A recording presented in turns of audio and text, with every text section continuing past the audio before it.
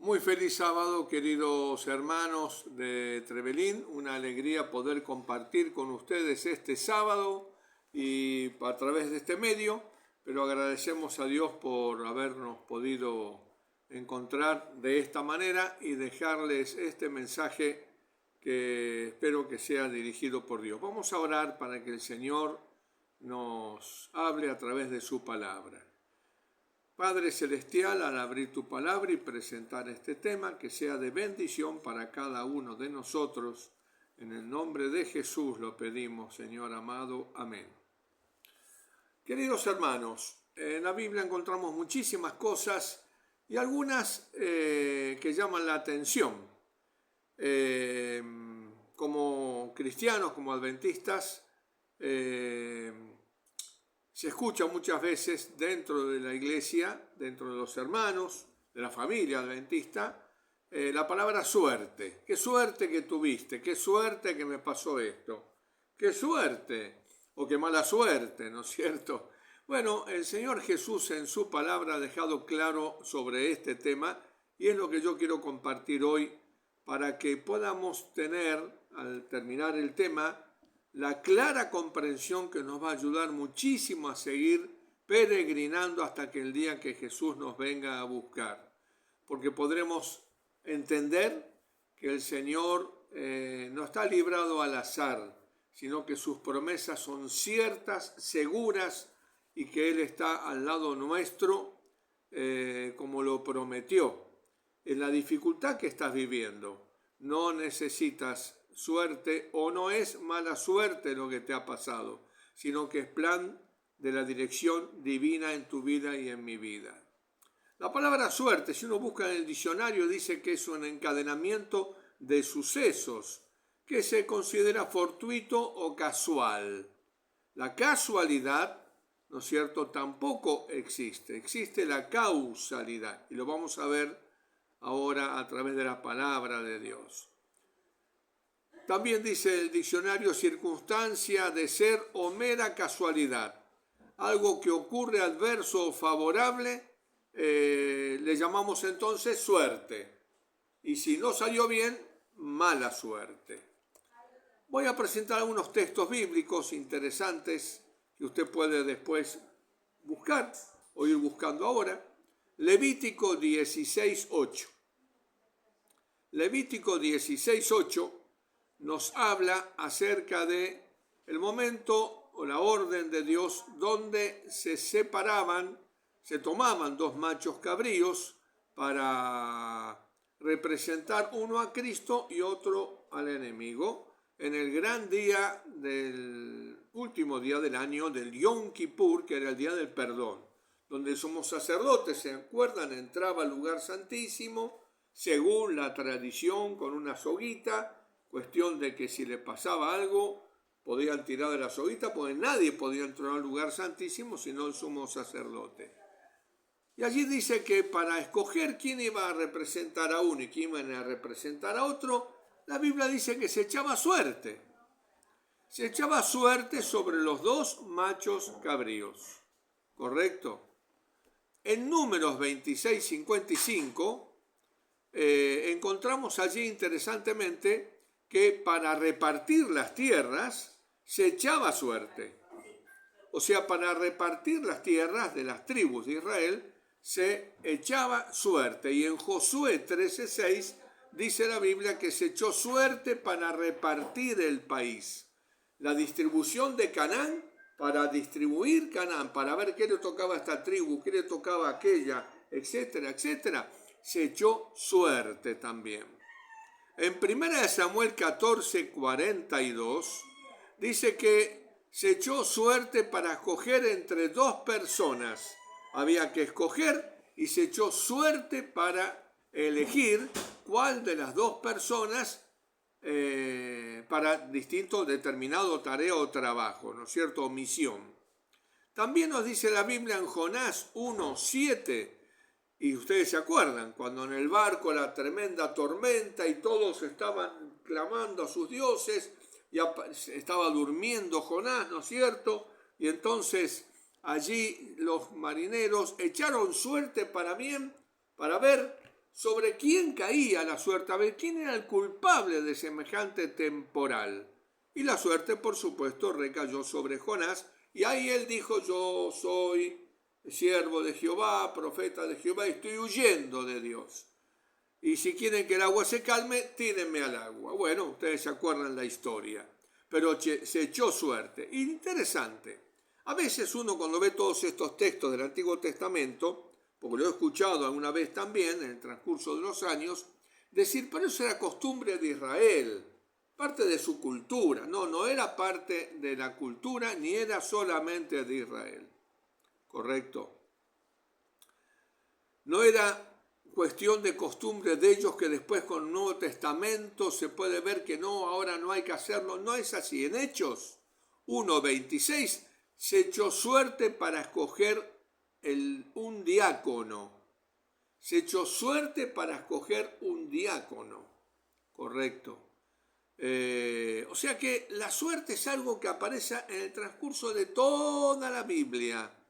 Correcto. Dios escogió el método de la suerte para que nadie pudiera decir que Dios tenía preferencia de alguna manera, o que habían hecho alguna trampa, o que no importa. Ningún conflicto entre las tribus se generaba cuando Dios echaba suerte, porque todos entendían que la suerte salía escogiendo a alguien por decreto divino. Salomón, maravillosamente en Proverbios 16:33, nos dice algo muy interesante. La suerte se echa en el regazo, ¿correcto? O sea, en la bolsa donde se echan los papelitos o los números o los dados, lo que sea. Más de Jehová es la decisión de ella.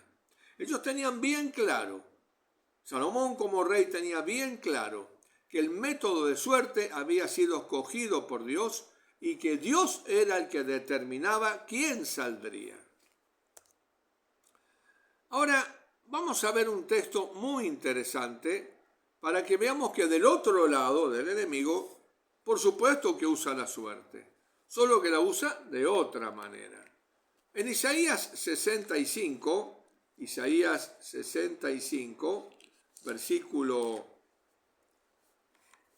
11, dice: pero vosotros, los que dejáis a Jehová, fíjense, está dirigiéndose a personas que dejan el camino de Dios. Vosotros, los que dejáis a Jehová, que olvidáis mi santo monte, ponéis mesa para la fortuna, con mayúscula.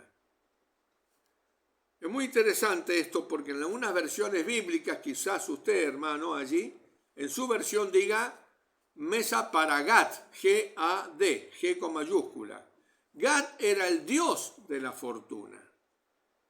Correcto. Por supuesto, enseñaba todo lo que es azar. Y suministréis libaciones para el destino. Creían en la suerte, creían en la fortuna, creían en el destino, creían en el juego, creían en la posibilidad de que si tenía suerte la cosa podía cambiar, si no era mala suerte. En el libro Un viaje a lo sobrenatural, que de paso se lo recomiendo si usted quiere comprender lo que es el conflicto, solamente que lo lea con mucha oración.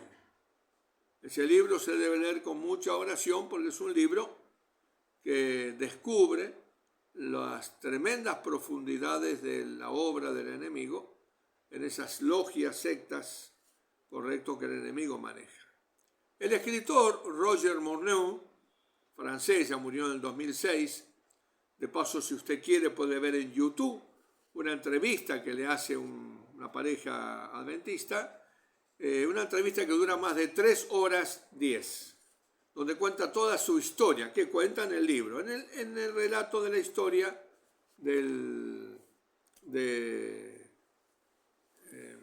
cuando lo filman y él habla y cuenta personalmente, está en castellano traducida también, se explayan unas cosas más que no están en el libro. En un momento determinado, ¿no es cierto?, el amigo de Roger Morneau, cuando era muy joven, y que lo motivaba y lo empujaba para meterse en esa logia dirigida por el enemigo, él usa la palabra suerte, el amigo usa la palabra suerte. Y el maestro, a quien le llamaban aquel quien el enemigo tomaba posesión de él para hablar, dijo una frase muy interesante. Y lo reprendió de alguna manera diciéndole así: escuche bien, la suerte no existe. Todo ser humano es manejado por un espíritu, bueno o malo. Y escucha ahora, sea el ser humano consciente o inconsciente. Creo que son las mejores definiciones de lo que es la realidad con respecto a esos que creen en la suerte. Yo creía en la suerte cuando era joven, por supuesto, ¿no es cierto? La palabra de Dios es la que al abrirla nos ilumina, correcto, nos hace colocar las fichas en el lugar correcto.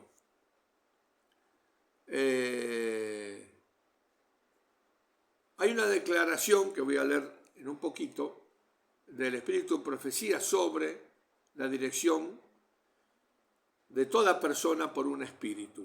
O sea que lo que dice el enemigo aquí, le dijo al amigo de Morneau y a Morneau, es totalmente cierto. Una definición extraordinaria. ¿Cómo hacía Dios para dirigir a su pueblo? No lo hacía siempre por suerte. En algunos casos especiales, cuando había competición entre las tribus, o entre los discípulos, o entre sus seguidores, la mejor forma era echar suerte. ¿Se acuerdan ustedes cuando este israelita que había robado un lingote de oro y un manto babilónico, ¿no es cierto?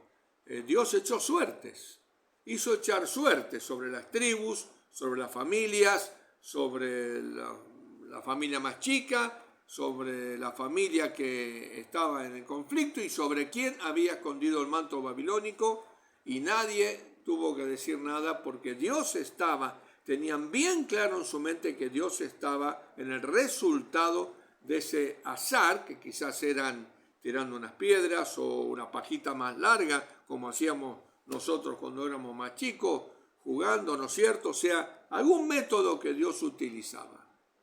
Los que estuvieron al pie de la cruz también echaron suertes para quedarse con la túnica de Jesús, que era de una sola pieza cosida, ¿correcto? También echaron suerte.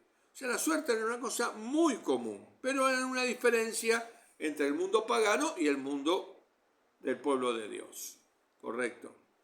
¿Cómo hacía Dios para dirigir? En Éxodo 28, versículo 30, Éxodo 28, versículo 30, dice lo siguiente: y pondrás en el pectoral del juicio Urín y Tumín, para que estén sobre el corazón de Aarón cuando entre delante de Jehová, y llevará siempre a Aarón el juicio de los hijos de Israel sobre su corazón delante de Jehová. El pectoral que usaba el sumo sacerdote tenía 2 piedras al costado, 12 piedras en el pectoral, simbolizando a las 12 tribus de Israel, pero al costado una piedra llamada Urim y la otra llamada Turim. Cuando se consultaba, Dios respondía positiva o negativamente a través de la iluminación de una de las piedras. Una dirección absolutamente divina. Lamentablemente, Israel no consultó siempre la dirección de Dios. Si lo hubiera hecho y hubiese hecho caso, hoy sería otra historia la de Israel. Pero Israel muchas veces no consultó. Me estoy acordando ahora, ¿no es cierto?, de los gabaonitas, cuando vinieron allí a la tierra de Canaán, porque Israel había entrado con Josué y tenían miedo, pero eran vecinos, estaban ahí al lado, del otro lado del monte, se vistieron con ropas andrajosas, con ordres de agua viejos, con pan mohecido, y llegaron diciendo que eran de lejanas tierras, querían hacer pacto con Israel. para que le perdonen la vida y ellos podrían ser siervos. Y Josué hizo pacto con ellos y la Biblia dice, pero no consultó a Jehová. Y a cambio de perdonarle la vida, ellos serían leñeros de por vida para Israel. Al poquito tiempo se dieron cuenta que estaban ahí cerca y le habían engañado, pero como ya habían jurado por Jehová, pero no habían consultado a Dios. Dios siempre tuvo el deseo de dirigir a sus hijos y lo hizo a través de la forma oral, a través de los patriarcas, a través de los profetas, lo hizo a través de la suerte, lo hizo a través del Urim y el Tumim, lo hizo de muchísimas maneras siempre para que Israel supiese exactamente, si quería, cuál era la voluntad de Dios. En Números 27, número capítulo 27, nos dice allí la palabra de Dios en el versículo 18 en adelante, dice, Jehová dijo a Moisés, toma a Josué, hijo de Nun, varón en el cual hay espíritu, y pondrás tu mano sobre él, y lo pondrás delante del sacerdote Eleazar y delante de toda la congregación, y le darás el cargo de presencia de ellos, en presencia de ellos. Y pondrás de tu dignidad sobre él para que toda la congregación de los hijos de Israel le obedezcan. Él se pondrá delante del sacerdote Eleazar y le consultará por el juicio del Urim delante de Jehová. Por el dicho de él saldrán y por el dicho de él entrarán, él y todos los hijos de Israel con él y toda la congregación. O sea que Dios se manejaba, en este caso, a través del Urim y el Tumim. O sea, hay una dirección divina. También la suerte, como estamos viendo, incluía parte de esa dirección divina. La gran pregunta que quizás te estés haciendo, no tenemos actualmente un profeta, tenemos el espíritu profecía, por supuesto, el linaje de Juárez, pero no tenemos un Dios que hable directamente, no tenemos Urim y Tumim, no tenemos echar suertes. ¿Cómo Dios dirige hoy a su pueblo? ¿Cómo lo dirige? Es interesante, ¿no es cierto? Dice en Testimonio, tomo 3, página 417, Dios ha investido a su iglesia con especial autoridad y poder, que nadie puede sentirse justificado de desatender o despreciar, porque al hacerlo desprecia la voz de Dios. O sea que Dios le ha investido a la iglesia el poder y la autoridad a través de la cual va a dirigir a su pueblo. Lo hace hoy, lo hizo en la antigüedad, lo hizo a través de los patriarcas, a través de los profetas, lo hizo a través de la suerte, lo hizo a través del Urim y el Tumim, y hoy lo hace a través de su iglesia. ¿Cómo lo hace? Bueno, dice en Joyas Testimonio, tomo 3, página 451, Dios ha otorgado a su iglesia el más elevado poder bajo el cielo. Es la voz de Dios en su pueblo unido como iglesia, la cual debe ser respetada. ¿De qué está hablando? Los congresos mundiales. No está hablando aquí puntualmente de tu iglesia o de mi iglesia.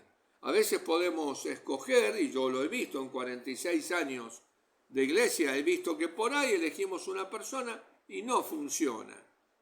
¿Correcto? O elegimos a alguien y dice, no, yo eso no, yo ya había dicho que no. Y bueno, tenemos que rebotar de vuelta.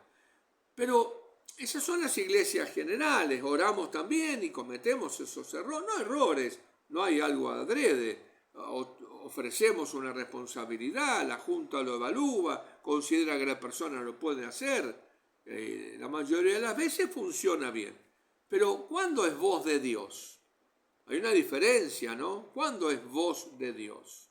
Dios ha otorgado a su iglesia el más elevado poder bajo el cielo. Escuche, Dios ha otorgado a su iglesia el más elevado poder bajo el cielo. Es la voz de Dios en su pueblo unido como iglesia, la cual debe ser respetada. Cuando el Congreso Mundial determina algo, en los congresos mundiales que se hacen cada 4 años, es voz de Dios. El mensaje selecto, tomo 2, página 458, dice: se me ha instruido que diga a los adventistas de todo el mundo que Dios nos ha llamado como un pueblo que ha de constituir un tesoro especial para Él. Él ha dispuesto que su iglesia en la tierra permanezca perfectamente unida en el Espíritu y el consejo del Señor de los ejércitos hasta el fin del tiempo. Dios dirigirá su iglesia hasta el fin del tiempo. Interesante, cuánta tranquilidad podemos tener, ¿no es cierto? Bueno, en Hechos de los Apóstoles, en la página 133, encontré también esta cita que es más fácil encontrar que en Joya de los Testimonios, que no todo el mundo lo tiene. Pero en el libro de Hechos de los Apóstoles dice: Dios ha investido su iglesia con especial autoridad y poder, que nadie tiene el derecho de desatender y despreciar, porque el que lo hace desprecia la voz de Dios. O sea, en el libro de Hechos de los Apóstoles, en la página 133, puede encontrar esa cita. Y finalmente, en Mensaje Selecto, tomo 2, dice: me siento animada y bendecida al comprender que Dios, el Dios de Israel, sigue conduciendo a su pueblo y que continuará con él hasta el fin. La voz de Dios, a través de los decretos y resoluciones emitidas por los congresos mundiales, podemos tener la seguridad, como Israel lo tenía con el Urim y el Tumim, como Israel lo tenía con echar suertes, como lo tenía cuando escuchaban la voz del patriarca o del profeta porque Jehová le había hablado. Sin embargo, vivimos la experiencia de que normalmente, algunas veces no es así. Gente que protesta, hermanos que critican: no me parece que esté bien. No es lo que a vos te parece, es la forma que Dios dirige. Por ejemplo, el Congreso Mundial determinó no a la ordenación de pastoras femeninas, mujeres. El noreste norteamericano se levantó en contra. Bueno, Dios se va a encargar de eso. Nuestra seguridad es seguir la luz que Dios nos ha dado a través de la Biblia y del Espíritu Profecía, que nos echa luz sobre la Biblia. Una nota final, dice, del mensaje final de Elena G. de White a la Iglesia Adventista del Séptimo Día en la sesión del Congreso de la Asociación General. Estas palabras animadoras fueron leídas en la sesión por el presidente de la Asociación General, A. G. Daniels, el 27 de mayo de 1913. El mensaje era el siguiente: me siento animada y bendecida al comprender que el Dios de Israel sigue conduciendo a su pueblo y que continuará con él hasta el fin.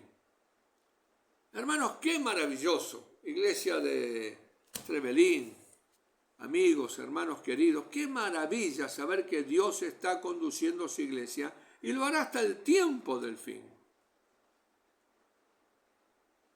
La Asociación General ha sacado muchos decretos, mucha orientación, muchos escritos, correcto. Qué importante sería poder leer para saber algunas veces. Yo veo, por ejemplo, que muchas veces veo discusiones y posiciones diferentes con respecto a, por ejemplo, la música, esto o aquello. ¿Por qué no escuchamos la voz de la iglesia oficialmente? ¿Cómo hacer los juegos deportivos?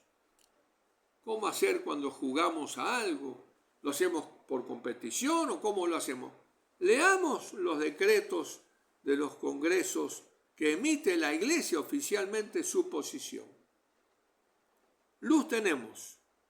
Lo que pasa es que muchas veces queremos hacer las cosas como nosotros queremos.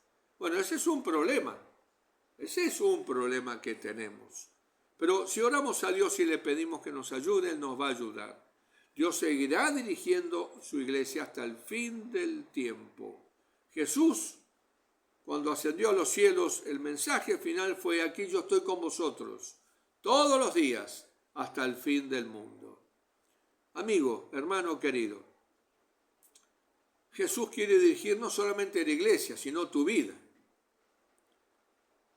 Tu vida vale tanto mucho más que el mundo entero, dice Elena G. de White en Deseado toda la gente, página 446. Un alma más preciosa a sus ojos que el mundo entero. ¿Por qué no le pides a Dios que te muestre qué decisión tomar, qué camino tomar? No tenemos el Urim y el Tumim, no tenemos a un profeta que te hable, a no ser que haya en el espíritu de profecía de Elena G. de White algo que te muestre qué tenés que hacer. Pero muchas veces no lo hay, no podemos echar suerte. El Congreso Mundial en general no te va a determinar a vos lo que tenés que hacer en tu situación, quizás en la que estás viviendo ahora, pero Dios tiene una promesa para ti y para mí.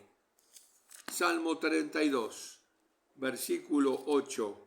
Y no es cuestión de suerte, de la suerte que usa el enemigo. Es cuestión de tener la tremenda bendición de tener este Dios en nuestro camino.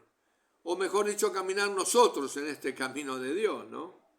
Salmo 32, 8. Dice el texto bíblico: te haré entender y te enseñaré el camino en que debes de andar. Sobre ti fijaré mis ojos. Qué cosa más tierna y hermosa. El Señor quiere dirigir tu vida, hermano querido. El Señor quiere dirigir mi vida. La pregunta es si le dejaremos hacerlo. La pregunta es si queremos caminar como Dios quiere. Ojalá que el Espíritu Santo obre en tu corazón y en el mío para que cada día decidamos dejar que Dios sea el que te muestre qué es lo mejor para tu vida. Y caminar por esa senda, la que Dios nos muestra claramente, aunque quizás parezca que no es tan buena como la que yo pienso, porque hay caminos que al hombre le parecen derecho, pero su fin son caminos de muerte. Proverbios 14, 12. Vamos a orar para que Dios nos ayude a ser humildes y aceptar la dirección divina. Dios quiere dirigirte, lo está haciendo con la iglesia, pero lo quiere hacer con tu vida en forma personal y con mi vida. Vamos a orar. Padre Santo, gracias porque siempre has dirigido a tu pueblo maravillosamente, de distintas maneras como hemos visto. Hoy lo estás haciendo, pero la vida nuestra individual, aquí como hermanos, que tenemos cosas personales, conflictos de varios tipos, y a veces no encontramos, Señor, luz para saber qué camino seguro tomar, pero podemos clamar a ti. Clama a mí, dice Jeremías 33:3, y yo te responderé. Te mostraré y te enseñaré el camino en que debes de andar. Sobre ti fijaré mis ojos. Señor, gracias por esta promesa. Gracias de todo corazón, en el nombre de Jesús. Amén. Un fuerte abrazo, hermanos queridos, con todo mi corazón. Que pasen un hermoso sábado.